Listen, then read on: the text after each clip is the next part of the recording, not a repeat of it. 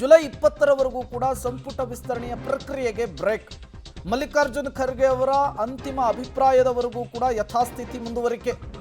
High command ಮುಂದೆ ಪಟ್ಟಿಯನ್ನ DK Shivakumar ಅವರು ಇಟ್ಟಿದ್ದಾರೆ, ಸಿದ್ದರಾಮಯ್ಯನವರು ಕೂಡ ಇಟ್ಟಿದ್ದಾರೆ. ಹೈಕಮಾಂಡ್ ಮುಂದಿಟ್ಟು ಒಟ್ಟು 48 ಆಕಾಂಕ್ಷಿಗಳ ಪಟ್ಟಿ. 48 ಆಕಾಂಕ್ಷಿಗಳ ಪೈಕಿ 20ಕ್ಕೆ ಫಿಲ್ಟರ್ ಮಾಡುವುದಕ್ಕೆ ಸೂಚನೆಯನ್ನು ಕೊಟ್ಟಿದ್ದಾರೆ.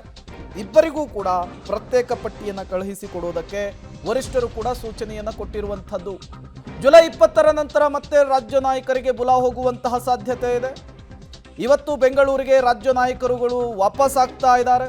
ಡಿ ಕೆ ಹರಿಪ್ರಸಾದ್ ಅವರು, ಸಿದ್ದರಾಮಯ್ಯನವರು, ಡಿ ಕೆ ಶಿವಕುಮಾರ್ ಅವರು ಜುಲೈ 20ರಂದು ಮತ್ತೆ ದೆಹಲಿಗೆ ತೆರಳಿ ಚರ್ಚೆಯನ್ನು ನಡೆಸುವಂತಹ ಸಾಧ್ಯತೆ ಇದೆ.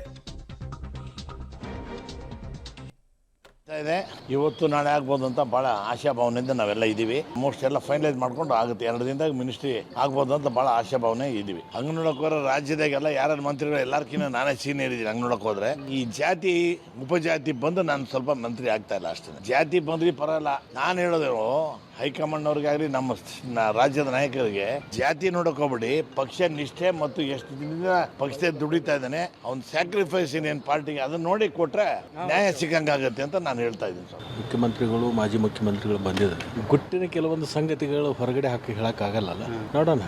ಸಹಜವಾಗಿ ನಮ್ಮ ಜಿಲ್ಲೆ ದೊಡ್ಡದಿರೋದ್ರಿಂದ 18 ಕ್ಷೇತ್ರ ಇರೋದ್ರಿಂದ ಒಂದೊಂದು ಕಾಲಕ್ಕೆ 4-5 ನಮ್ಮ ಜಿಲ್ಲೆಯಲ್ಲಿ ಮಂತ್ರಿಗಳಾಗಿರ್ತಕ್ಕಂಥದ್ದು ಇದೆ. ಜನತಾ ದಳದ ಸಂದರ್ಭದಲ್ಲಿ ಕೂಡ 4-5 ಸ್ಥಾನಗಳನ್ನು ಸಿಕ್ಕಿರ್ತಕ್ಕಂಥದ್ದು ಇದೆ. ತಪ್ಪೇನಿಲ್ಲ. 3-4 ಜನ ಕೇಳೋದು ತಪ್ಪೇನಿದೆ. ಅವಾಗ ಒಂದು ಸಮುದಾಯದವರನ್ನೇ 4-5 ಜನ ಆಗಿದ್ದಾರೆ. ಸಮುದಾಯಕ್ಕಿಂತಲೂ ದೊಡ್ಡ ಜಿಲ್ಲೆ ಇರೋದ್ರಿಂದ ಹೆಚ್ಚಿನ ಸ್ಥಾನ ಸಿಗಬೇಕು ಅನ್ನೋ ಅಪೇಕ್ಷೆ ಎಲ್ಲರೂ ಇರುತ್ತೆ. ತಮ್ಮೆಲ್ಲರಿಗೆ ಗೊತ್ತಿದೆ, ಹೈದರಾಬಾದ್ ಕರ್ನಾಟಕ ಏರಿಯಾನಲ್ಲಿ ಥಿಕ್ಕೆಸ್ಟ್ ಪಾಪ್ಯುಲೇಷನ್ ಆಫ್ ಮೈನಾರಿಟಿ ಇದ್ದಾರೆ. 5 MPs ನಾವು ಎಲ್ಲರೂ ಮೈನಾರಿಟಿ ಫುಲ್ 100% ಸಪೋರ್ಟ್ ಮಾಡಿ ಹೈದರಾಬಾದ್ ಕರ್ನಾಟಕಕ್ಕೆ 5 MP ಗೆಲ್ಲಿಸಿದೆವು.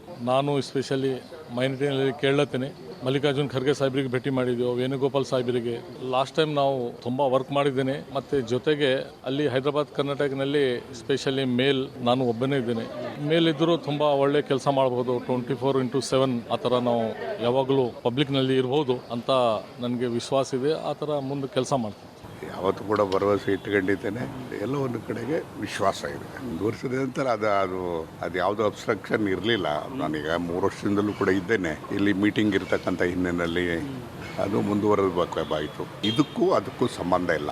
ಅದು ನನಗೆ ವಿಶ್ವಾಸ ಇದೆ, ಮಾನ್ಯತೆ ಸಿಗ್ತದೆ ಅಂತಕ್ಕಂಥ ವಿಶ್ವಾಸ ಇದೆ. ನಾನು ಅದ್ರ ಬಗ್ಗೆ ಯಾವುದು ಪ್ರಸ್ತಾಪ ಮಾಡಿಲ್ಲ, ಯಾರ ಹತ್ರನೂ ಪ್ರಸ್ತಾಪ ಮಾಡೋಕ್ಕೆ ಹೋಗಿಲ್ಲ. ವರಿಷ್ಠರಿಗೆ ಬಿಟ್ಟಿರ್ತಕ್ಕಂಥದ್ದು, ವರಿಷ್ಠರಿಗೆ ಏನು ತೀರ್ಮಾನ ಮಾಡ್ತಾರೋ ನೋಡೋಣ. ಬಹುಶಃ ಅವರ ತೀರ್ಮಾನನೇ ಅಂತಿಮ ಆಗ್ತದೆ.